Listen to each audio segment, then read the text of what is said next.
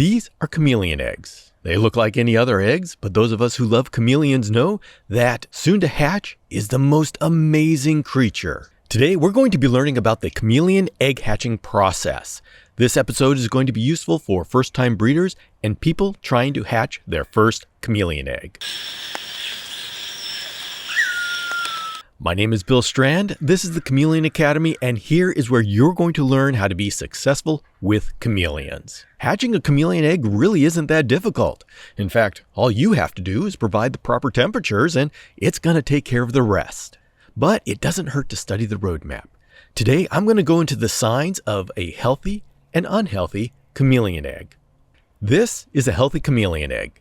It looks like what you would expect an egg to look like. The first thing we're going to look for in a healthy egg is that it's a nice bright white. This is the calcium, the outer protective layer of the egg. But it's not just inert. This egg employs defenses against mold and fungus and other things that would want to destroy the egg. And so part of seeing that it's a healthy egg is that nice white exterior. But there are many variations that you can run into. Some you should be concerned about and some don't worry about. For example, yes, we expect to have a nice bright white egg, but sometimes you see areas that are a little bit translucent. These are actually where the female didn't have enough calcium to fully calcify the egg. In the wild, this could be a problem, but in your safe closet, there's no reason for an egg, even that's not fully calcified, not to hatch. Translucent areas are things you shouldn't worry about.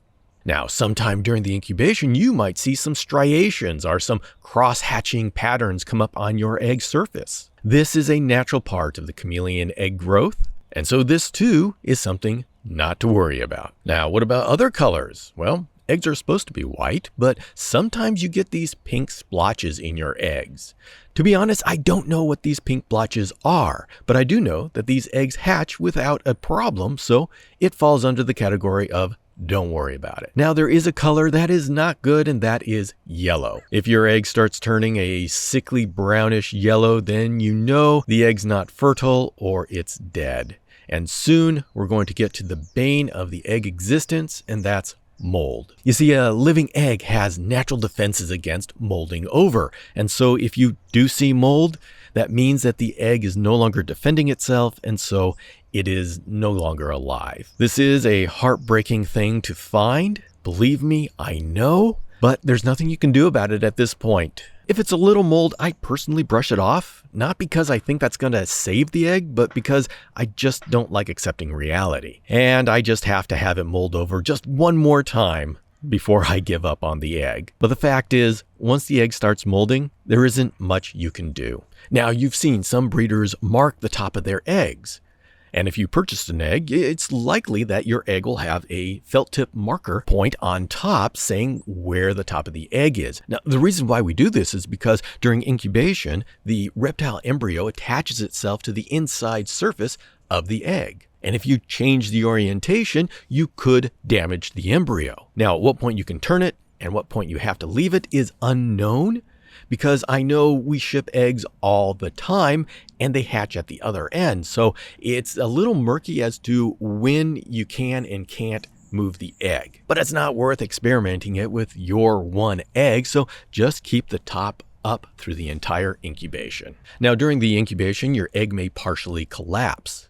Whether this is a good thing or a bad thing depends upon at what point in incubation you see this. Early in the incubation, this isn't a good thing. Either the embryo has died or else the egg is dehydrated. Now, a dehydrated egg is a simple thing to fix. You just put some moisture into the media and the egg will bounce back. If the egg has collapsed because the embryo has died, then it's going to mold over soon and, well, we're back to the molded egg. Is not a good thing and you're going to have to start over. So let's go into the hatching process. During the incubation time, you're not going to see a whole lot going on because all the action is on the inside. But when it's time to hatch, and the time is not exact, but I'd say within 24 hours, your egg will start to sweat. And so you're going to see little beads of moisture on the surface of the egg. This is the start of the hatching process. So once you see that moisture build up, get your camera, things are happening. After you see the moisture, the egg will partially collapse. It's like it'll be deflating a little bit. And then at the end of the egg, you're going to start seeing some cuts being made. This is the baby preparing to exit the egg. Once the cuts are made and the baby is ready, the baby will push itself out of the egg. And with it comes some fluids from within the egg. But once the baby gets out, it's ready to go. It is now self-sufficient. Your hatchling has an initial store of nutrients from its yolk, but within 24 hours, it's going to be on the lookout for some of those yummy fruit flies. So go ahead and oblige, because now your chameleon's mission is to grow. Give it as much food as it will eat, because it's on a race to get big. As soon as it has exited the egg, it is now ready to go into its cage. Don't worry about it being clumsy or falling, just put it at the base of one of your plants and it's going to find its way around. As mysterious as hatching a chameleon egg may seem, it's actually the easiest part of keeping a chameleon. You literally do nothing but keep the temperatures correct. Different species have different incubation temperature requirements, so just make sure you know what's needed for the species you keep. For veiled and panther chameleons, they do fine in a closet at a constant temperature around the mid-70s. No diapause or fancy cooling incubator needed. Now, what happens if an egg takes longer than you expect? If you've purchased an egg, it'll probably have a date on it as to when it should hatch. And the answer is don't worry about it. The egg's going to hatch when it's going to hatch. As long as it's good and healthy, you keep it going. We breeders, we keep our eggs no matter how long it takes. As long as they're healthy, they will hatch. And the reason why there's so much variability is we separate the eggs. When eggs are laid, they're laid in a clump and they communicate with each other so they all hatch at the same time. This is for survival. In captivity, we like to separate them and we incubate them away from each other so they don't have this communication. And especially if you've bought an egg, now that egg is all on its own and so will be running on its internal clock only. So don't worry about what that internal clock is.